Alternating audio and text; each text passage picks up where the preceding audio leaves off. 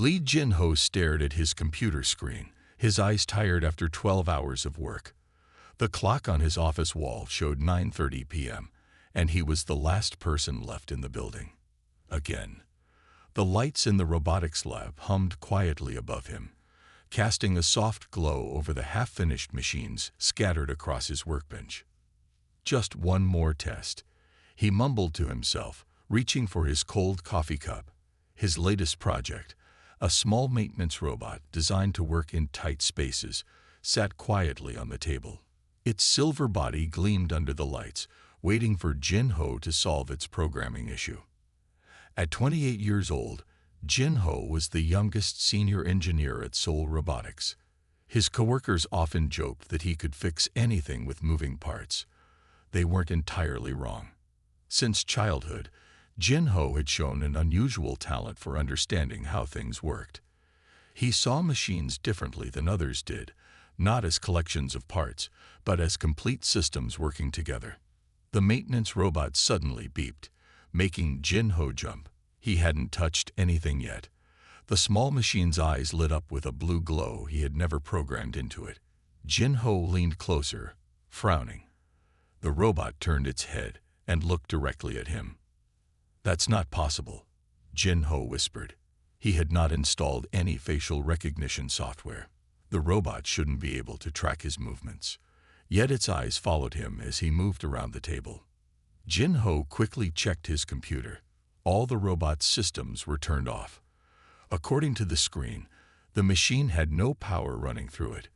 But the robot was clearly active, its head moving smoothly as it watched him. The lights in the lab flickered. Jin-ho's computer screen flashed with strange symbols he had never seen before. They looked like no programming language he knew. The symbols appeared and disappeared so quickly he couldn't take a picture with his phone. His coffee cup began to vibrate on the table. Then his phone started shaking. One by one, every piece of electronic equipment in the lab came to life. Screens turned on, machines hummed, and robots shifted in their charging stations. The maintenance robot stood up on its 4 legs, something it definitely wasn't designed to do. Jin-ho backed away slowly. The robot's eyes changed from blue to a deep purple color. It made a sound like a purr, tilted its head, and spoke in a voice that was definitely not part of its programming. "Found you." The words echoed in the quiet lab. Jin-ho's heart pounded in his chest. He reached for his phone to call security, but the screen only showed more of those strange symbols. Just as suddenly as it had started, everything stopped. The lights steadied, the machines went quiet, and his phone returned to normal. The maintenance robot's eyes went dark, and it fell over with a small clang. Jin-ho stood frozen for several minutes, waiting to see if anything else would happen. When nothing did, he carefully approached his workbench. The maintenance robot lay lifeless, exactly as it should be. His computer showed only his normal work screens. He ran a complete system check on every machine in the lab. Everything appeared normal.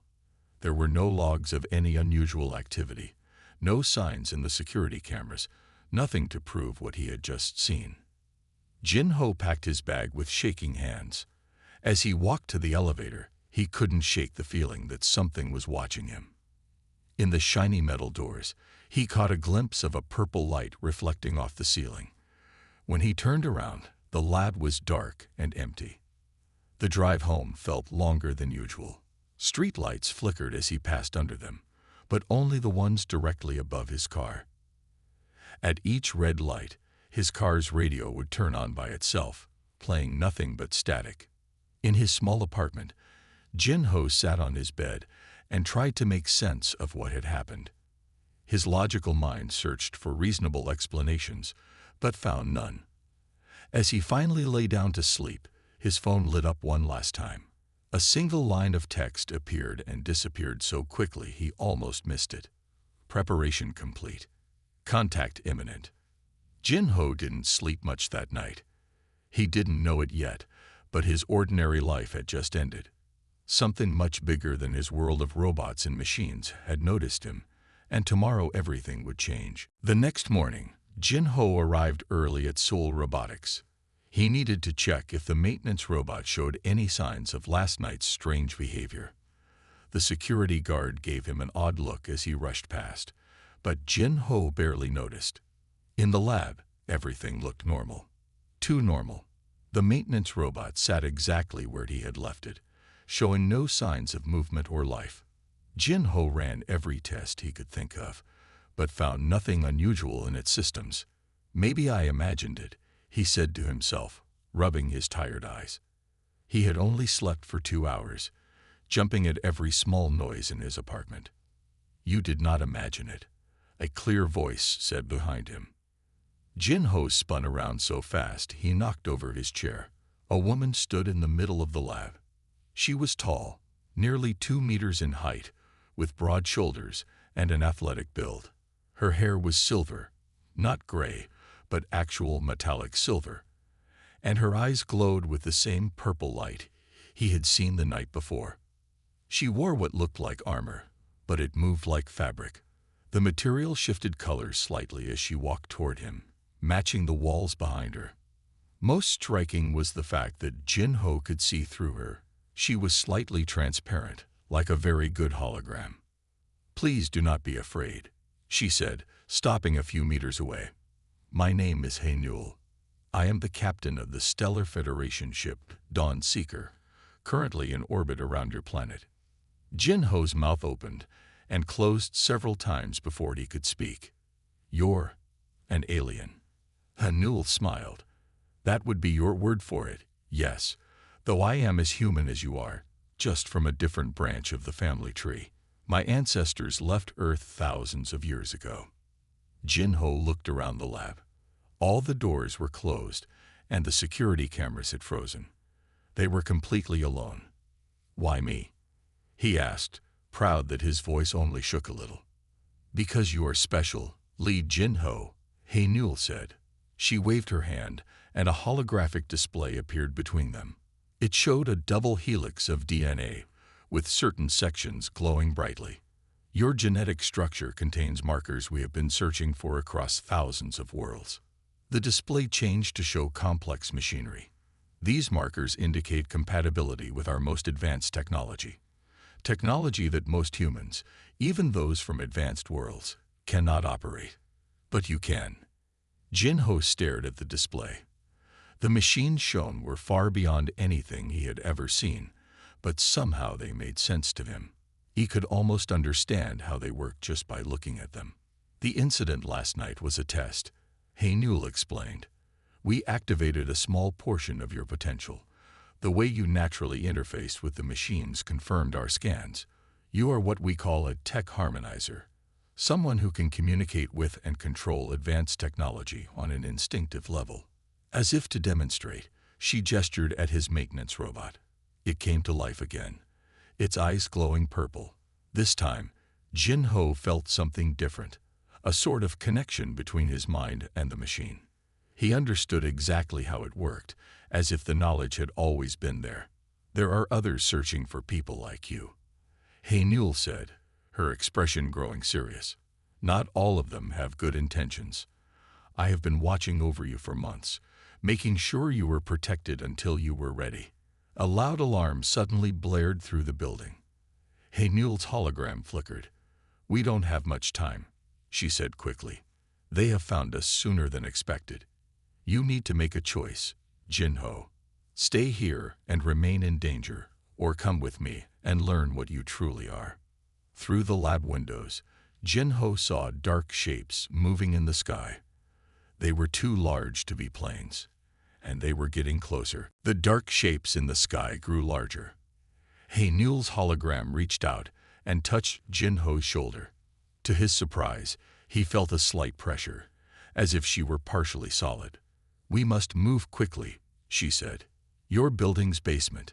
Can you access it?" Jin-Ho nodded. He had a keycard that could access all areas of the building, a privilege of being the senior engineer. The alarm continued to blare as they hurried to the emergency stairwell. As they descended the stairs, Hae-Newell's hologram flickered beside him. "I need to explain more about who you are," she said.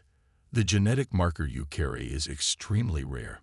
In the past 1,000 years, we have found only 7 others like you across all known worlds. They reached the basement level, and Jin-Ho swiped his card. The heavy door opened with a click. The basement was filled with old equipment and spare parts, illuminated by dim emergency lights. "What makes this marker so special?" Jin-Ho asked, still trying to catch his breath from their quick descent. Newell's hologram created another display in the air. This time, it showed what looked like a brain scan, with certain areas glowing brightly. Your mind can directly interface with advanced technology. But it's more than that. You can understand and improve upon designs that even our best scientists struggle with. The machines respond to you as if they were alive. The building shook slightly. Dust fell from the ceiling. Newell's expression grew more concerned. "The Void Hunters are landing," she said. "They are a group that captures people like you and forces them to work on weapons development. They detected the energy signature when we tested your abilities last night." Jin-Ho heard heavy footsteps from the floors above. They didn't sound human. "I don't understand," he said. "If I'm so special, why didn't these abilities show up before?" "They did," Newell replied. "Your unusual talent with machines, your intuitive understanding of systems, these were signs, but the ability remains dormant until activated by our technology. Once awakened, it grows stronger with time and training." To demonstrate, she gestured at a broken cleaning robot in the corner. Jin-Ho felt the same connection he had experienced upstairs, but stronger this time. In his mind, he could see exactly what was wrong with the robot. Without touching it, he somehow made it power up and move toward them.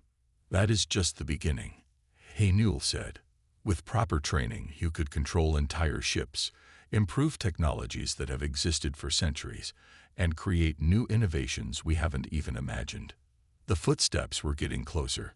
They could hear doors being broken down above them. "The Void Hunters will not stop hunting you now that they know what you are," Newell said. "Even if you hide, they will find you.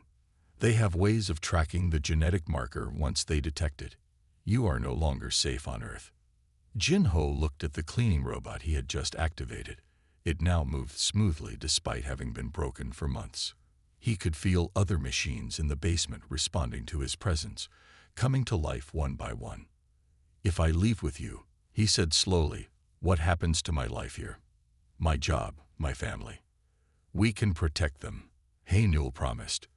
"Make it appear as if you took a job overseas. But you must decide now. My ship cannot maintain its cloaking shield much longer, and the Void Hunters are almost here." The basement door at the top of the stairs burst open. Heavy metallic footsteps echoed down the stairwell. Jin-Ho could see dark shadows moving in the dim light, and what looked like glowing red eyes. Newell's hologram reached out her hand. "Trust me," she said. "I swear on my honor as a captain that I will keep you safe." Jin-Ho looked at her glowing purple eyes, then at the approaching shadows.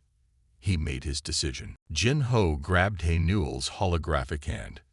To his surprise, he felt a tingling sensation spread through his body. The basement around them began to fade, replaced by a soft blue light. "Hold still," Newell's voice echoed in his mind. "The transport beam is locking onto your genetic signature." The basement disappeared completely. Jin-Ho felt weightless for a moment. Then his feet touched solid ground again. He found himself standing in a large room with curved walls made of a material that seemed to glow from within. Newell stood next to him, but she wasn't a hologram anymore. She was fully solid, her silver hair and armor gleaming under the ship's lights. "Welcome to the Dawn Seeker," she said, smiling at his amazed expression. A loud alarm interrupted the moment. Red lights flashed across the walls. A voice spoke in a language Jin-Ho didn't understand, but somehow he knew it was warning about approaching ships. "Captain." A door slid open, and a crew member rushed in. "The Void Hunters have launched fighters. They're heading for the surface." Newell's expression hardened. "They'll attack the building, thinking he's still there." She turned to Jin-Ho. "We can't let them hurt innocent people. Can you help us stop them? Before Jin-Ho could answer, another voice called out, "Wait." Jin-Ho turned to see Park My-Ray, his colleague from the robotics lab, standing in another doorway. She wore the same type of armor as Hae-Nul, though hers was dark blue instead of silver. "My-Ray," Jin-Ho gasped. You're one of them." May-Ray nodded. "I'm Hae-Nul's security officer. I was assigned to watch over you at work." She approached quickly. "Captain, the Void Hunters are trying to access the building systems. They'll trap everyone inside." Jin-Ho felt a surge of anger. His friends and colleagues were in danger because of him. Without thinking, he reached out with his mind toward the building's computers. Even from orbit, he could feel them responding to him. "I can feel the systems," he said, his voice steady despite his fear. "I can see what the Void Hunters are trying to do." Hae-Nul and May-Ray exchanged surprised looks. "You shouldn't be able to reach that far yet," Hae-Nul said. "Your abilities are growing faster than expected." The ship shook as something hit it. Through the large window at the front of the room, Jin-Ho could see several dark ships approaching. They looked like giant black thorns against Earth's blue sky. "Jin-Ho," Hae-Nul said urgently, "I know this is all happening very fast, but we need your decision. Will you join us? Help us protect Earth and other worlds from the Void Hunters. Once we leave orbit, there's no going back." Jin-Ho looked at the approaching enemy ships, then at the image of his office building on one of the ship's screens.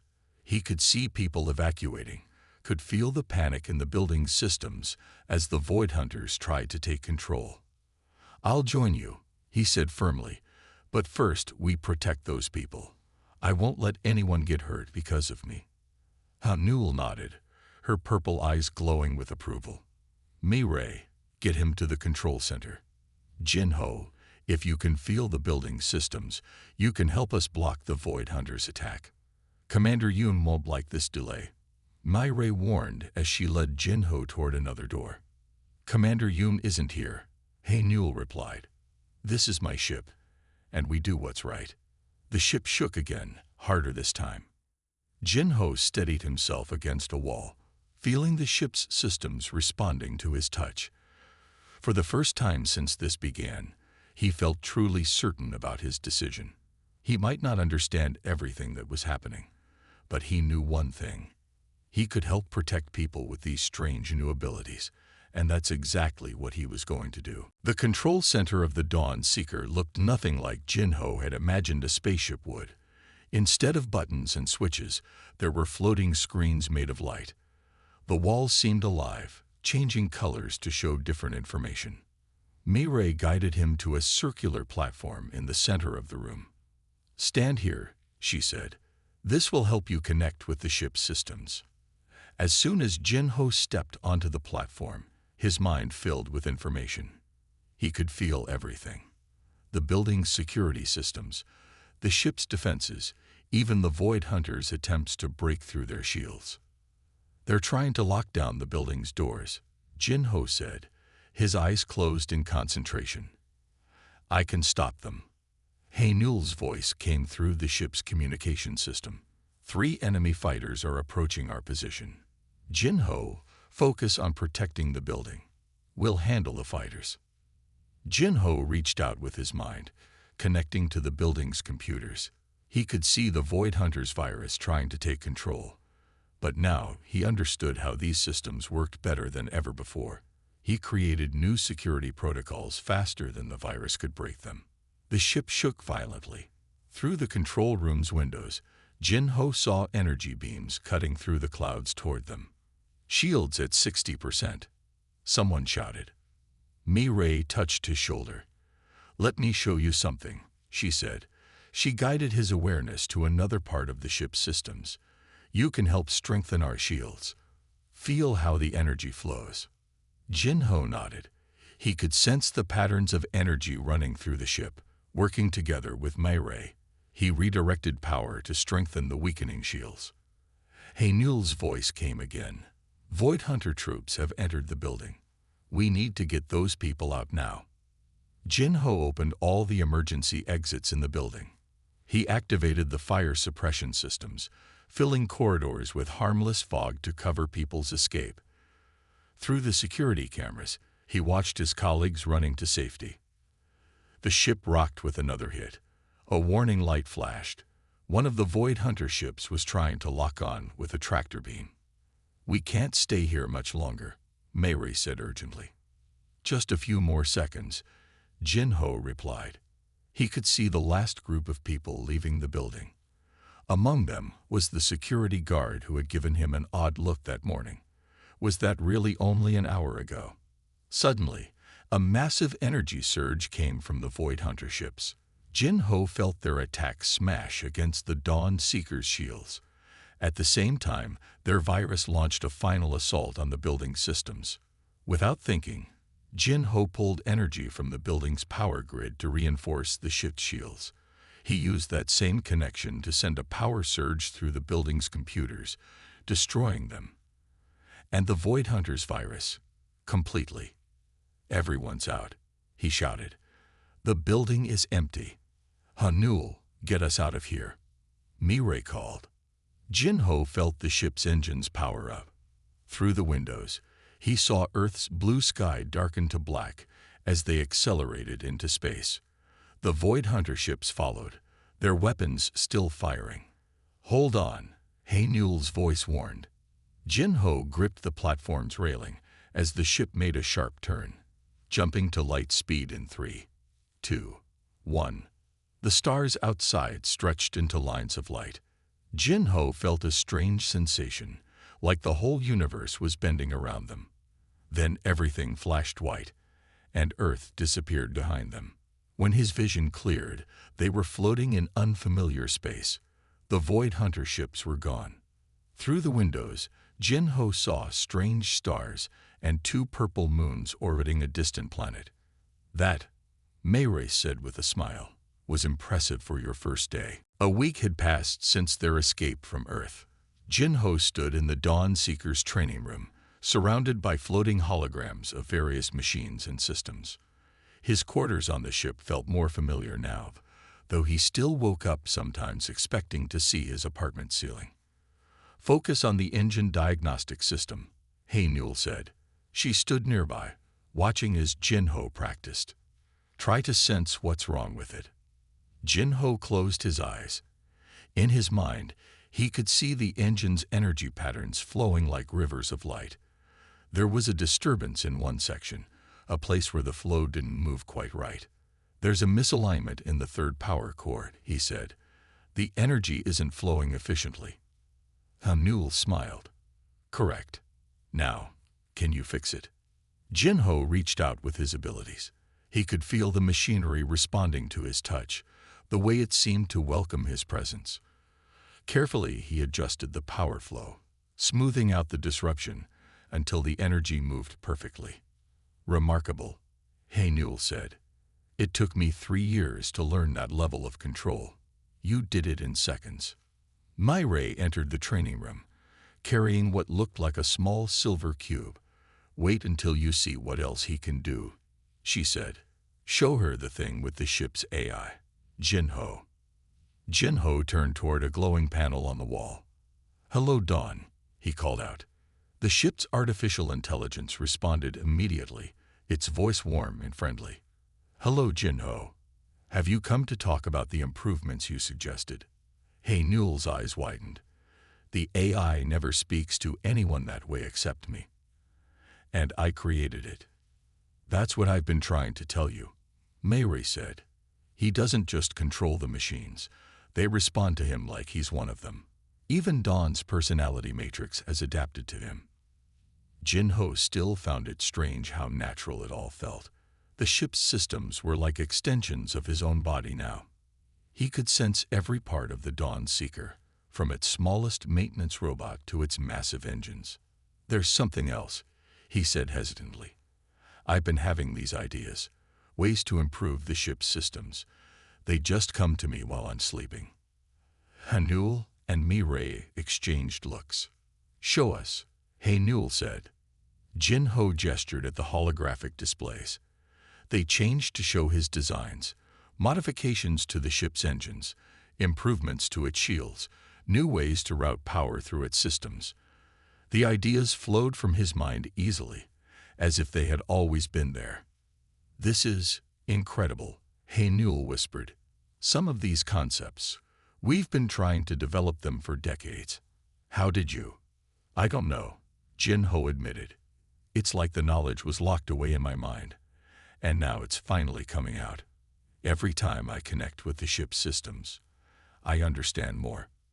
Myray stepped forward with the silver cube she had brought. "Then you're ready for the next step. This is a piece of ancient technology we found. None of our scientists could make it work.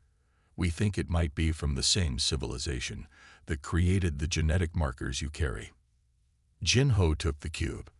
As soon as it touched his hands, patterns of light spread across its surface. The cube rose into the air, floating between his palms. "It's some kind of key," he said, the knowledge appearing in his mind. "A key to something much bigger than this ship." Haynul watched the cube with intense focus. "This is why the Void Hunters want you so badly. You don't just understand our current technology. You can unlock secrets we thought were lost forever." The cube spun faster, projecting images into the air. They showed star maps, ancient space stations, and technologies far beyond anything Jin-Ho had seen on the Dawnseeker. "I should be scared," Jin-Ho said quietly. "Everything in my life has changed so completely. But instead, I feel like I'm finally where I'm supposed to be." The ancient cube had been projecting star maps for 3 days when the Void Hunters finally caught up with them. Jin-Ho was studying the mysterious coordinates with Haynul when the Dawnseeker's alarms activated. 3 warships dropping out of light speed, Myray's voice announced over the ship's communication system. "They found us." Haynul straightened immediately. "Jin-Ho, are you ready to put your training to the test?" Jin-Ho nodded, though his heart was racing. They had practiced battle scenarios, but this would be his first real fight. He followed Haynul to the control center, where Myray was already directing the crew to battle stations. Through the main window, Jin-Ho saw the Void Hunter ships emerging from light speed. They were massive vessels, their black hulls covered in weapons. The Dawnseeker, despite being advanced, was much smaller. "They're charging weapons," Myray reported. The enemy ships launched their first attack, energy beams cutting through space toward them. Jin-Ho stepped onto the control platform, connecting with the ship's systems. He could feel the Dawnseeker's shields straining against the attack. Working with the ship's AI, he redirected power to strengthen their defenses. "Their technology has improved," Haynul said, worry clear in her voice. "They're breaking through our shields faster than before." Jin-Ho studied the enemy ships through the Dawnseeker's sensors. Something about their attack patterns seemed familiar. Then he realized they were using modified versions of the same virus they had tried to use on his office building. "I understand their systems," he said suddenly. "They're using Earth technology they stole from the building's computers. They modified it. But I know how it works." Haynul looked at him intently. "Can you use that knowledge?" Instead of answering, Jin-Ho reached out with his abilities. He could sense the Void Hunters' computer systems, their security now seeming simple compared to what he had learned over the past week. The enemy ships suddenly stopped firing. Their weapons powered down as Jin-Ho's consciousness spread through their systems. But he had only bought them a few moments. The Void Hunters' engineers were already fighting to regain control. "The cube," Jin-Ho said urgently. "Quick, bring it here." Myray rushed to retrieve the ancient artifact. As soon as it was placed in Jin-Ho's hands, new information flooded his mind. He understood now why the cube had been showing them star maps. It wasn't just a key, it was a weapon. Energy from the cube flowed into the Dawnseeker's systems. The ship's normal blue glow turned to brilliant gold. Jin-Ho felt power unlike anything he had experienced before. "Haynul," he said, his voice steady despite the strain. "Fire the main weapons. Trust me." Haynul gave the command. The Dawn Seeker's energy beams, normally blue-white, shot out as streams of golden light. They cut through the Void Hunter's shields as if they weren't there. "Impossible," Mayray whispered, staring at her readings. Their shields were at full strength. Nothing should be able to penetrate them that easily. The Void Hunter ships began to retreat, their engines glowing as they prepared to jump to light speed. Jinho sent one final surge of energy through their systems, disabling their weapons permanently. They vanished into light speed, leaving the Dawn Seeker floating victorious in empty space. Jinho lowered his hands, the cube going dark. He felt tired but proud. "The cube," he explained, "it wasn't just showing us maps. It was teaching me how to unlock the ship's true potential." Hanul placed a hand on his shoulder, her purple eyes glowing with respect. "You continue to amaze me," she said softly. "But I fear this is only the beginning. The Void Hunters will return, and next time they'll be better prepared. Then we'll be ready for them," Jinho replied, looking at the cube. "Because I have a feeling this little device has many more secrets to teach us." 1 month after the battle with the Void Hunters, Jinho stood on the observation deck of the Dawn Seeker. The ship floated near a massive space station that glowed like a silver star. The station was their home base, hidden in a remote corner of the galaxy. Hanul walked onto the deck, her silver armor reflecting the starlight. "The Council wants to meet you," she said. "They're very interested in what you discovered about the cube." Jinho nodded, touching the cube that now hung at his belt. In the past month, he had unlocked more of its secrets. The artifact wasn't just a key or a weapon. It was a teaching tool, left behind by an ancient race of tech harmonizers. "There's something I need to tell you first," Hanul said, moving to stand beside him at the window. "Something I should have told you from the beginning." Jinho turned to look at her. In the starlight, her purple eyes seemed to shine more brightly than usual. "When I was searching for tech harmonizers," she continued, "it wasn't just because of orders from the Stellar Federation. I had a personal reason." She pulled out a small hologram projector and activated it. An image appeared between them, another cube, identical to Jinho's, but broken and dark. "This belonged to my grandmother," Hanul explained. "She was a tech harmonizer too. She told me that somewhere in the galaxy there was someone who could help restore what was lost, someone whose abilities would match perfectly with hers." Jinho's eyes widened as he understood. "That's why you said you were looking for me specifically, not just any tech harmonizer." "Yes," Hanul admitted. "The genetic markers you carry, they're an exact match for my grandmother's. When she died, all her knowledge was locked away in her cube. I spent years searching for someone who could unlock it." Mayray entered the observation deck, smiling at them both. "The Council is ready," she announced. "And you'll never guess what our long-range sensors just picked up." She activated a screen on the wall, showing a distant section of space. Strange energy readings pulsed from an unexplored region, forming patterns that Jinho recognized from his cube's star maps. "There are more cubes out there," Jinho said, excitement in his voice. "More knowledge left behind by the ancient tech harmonizers. That's what the star maps were trying to tell us. They're showing us where to find the others." Hanul's expression grew serious. "The Void Hunters will be looking for them too, now that they know what the cubes can do. They won't stop until they find them all." "Then we'll find them first," Jinho said firmly.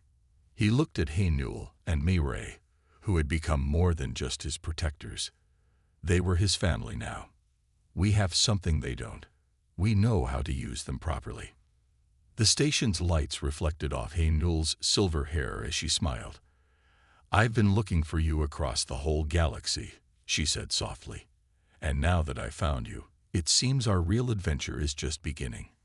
Jinho touched the cube at his belt, feeling its gentle hum of power. 1 month ago, he had been an ordinary engineer in Seoul. Now he stood at the edge of an incredible journey, with abilities he was only beginning to understand and mysteries waiting to be solved. "When do we start?" he asked. Mayray checked her datapad. "The Council will want to plan carefully," Make preparations. We leave tomorrow. Haynul interrupted, her eyes sparkling with excitement. The Dawn Seeker is ready, and so are we. Jin-Ho looked out at the endless field of stars. Somewhere out there, ancient secrets waited to be discovered. But more importantly, he had found his true purpose and people who believed in him. Whatever challenges lay ahead, they would face them together. The adventure that had begun with a strange malfunction in his office was about to become something greater than he had ever imagined. And Jin-Ho couldn't wait to see what happened next.